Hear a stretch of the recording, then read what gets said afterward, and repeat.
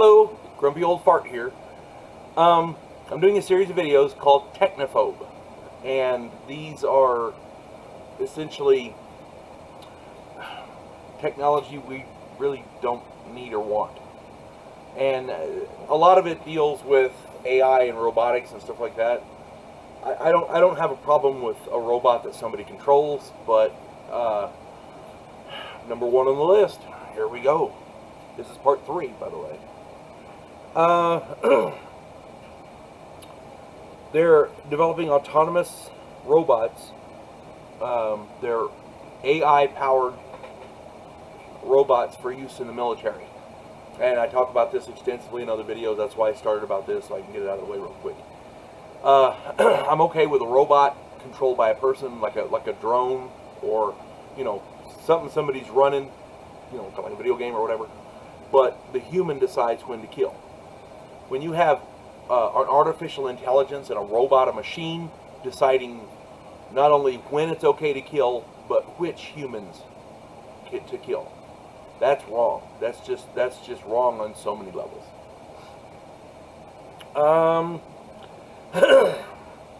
I mentioned in a previous video that Elon Musk has developed a computer program, an algorithm that reads minds and can not only read minds but tweak it, mind control. Well, now the DARPA, there's an organization called DARPA, Defense Advanced Research Project Agency, and what they do is they develop advanced weaponry for the Pentagon, for the military. They're developing thought-controlled weaponry. The soldier thinks, the missile fires. The soldier thinks, the gun fires. Okay? I don't know. That's to me, that's a bit much. If there are safeguards installed, that's, I guess it'd be okay, but to me, human beings think too much as it is, and their thoughts are they stray everywhere. If a missile gets the wrong idea from a stray thought that the soldier has, I mean, that's really pushing the line right there. DARPA's working on insects that deliver biological weapons. I know this sounds stupid, but it's true. Excuse me a moment. I have a co-pilot for this episode. Yes. This is Chekhov, the obnoxious little dog that's so obnoxious he's cute. Alright. He apparently wanted to be on camera really bad, so here we go. Insects that deliver biological weapons. I know that they're working on small insect robots that can be used to track people, listening devices, GPS, that kind of thing. A little robotic mosquito lands on your car, and they know where you are, and they know what you're saying, and stuff like that. This is a whole different critter. This is mosquitoes and other insects that develop biological weapons for use in warfare. Yeah. Everybody is talking right now because the Russians made a big announcement about hypersonic weapons. For those of you who don't know what that is, it's a missile or a projectile that travels in excess of 5 times the speed of sound, Mach 5 or more. And we don't have an airplane that'll do that, but they want missiles that can, which, At any rate, these things don't have any explosives. They use their speed and kinetic energy to destroy targets. Kind of like a big rail gun. If you don't know what a rail gun is, look at it. It uses magnetic energy to fire projectiles really fast. And you don't need nothing but a ball bearing as a projectile for that. Okay? Essentially, it's like a big musket ball, but using magnetic propulsion to fire it a lot faster. And it's ship-mounted. The idea being it's ship-mounted, things like that, And they're already putting lasers on Navy ships as missile defense weapons, which is cool. They got that. But they're talking about putting nuclear weapons on these hypersonic missiles. So you have a missile that's delivering a nuclear warhead at Mach 5. Yeah.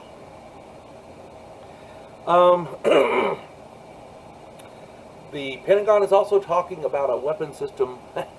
This is going to sound odd. It's along the same lines as the hypersonic weapons, but this is called Rods from God. It's a satellite weapon system that has a lot of these big. They look like big telephone poles, but they're okay. If you want to get in there, they look like big telephone poles, but they're metal encased, and they're dropped from orbit with. They're trying to figure a way to make them really accurate. And these things from that height, they'll reach in excess of 7,000 miles an hour. That's Mach 10, by the way. And when these things hit, they'll go deep enough to hit any bunker and like that. There's no explosive. There's no. It's just a big metal rod, and they drop it from orbit, and it just tags the crap out of things. It makes a big crater, you know.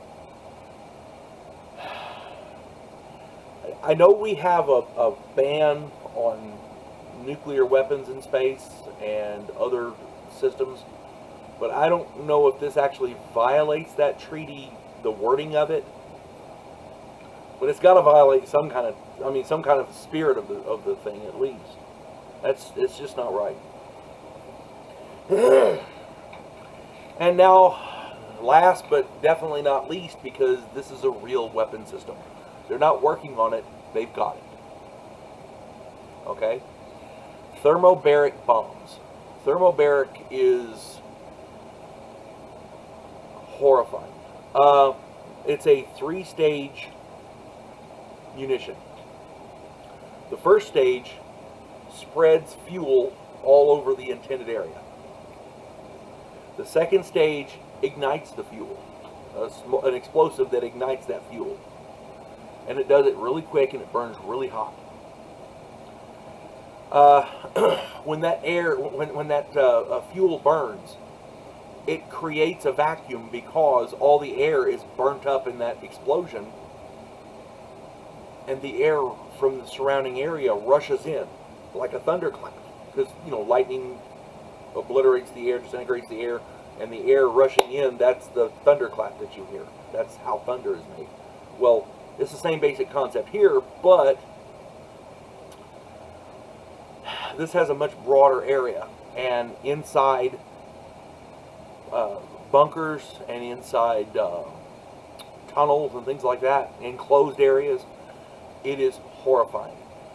The people who are killed by this, they are simultaneously incinerated as their organs are sucked out through their face. Oh my God, just shoot me in the head. Be done with it. This is ridiculous. We have these. These are real bombs. Look them up. Thermobaric bombs. Fuel air munitions. Same thing. And we had these in Vietnam.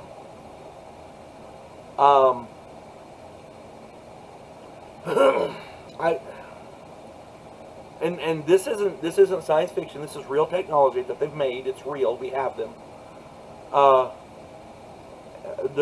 The Russians have a big version. We have the mother of all bombs, a big explosive device.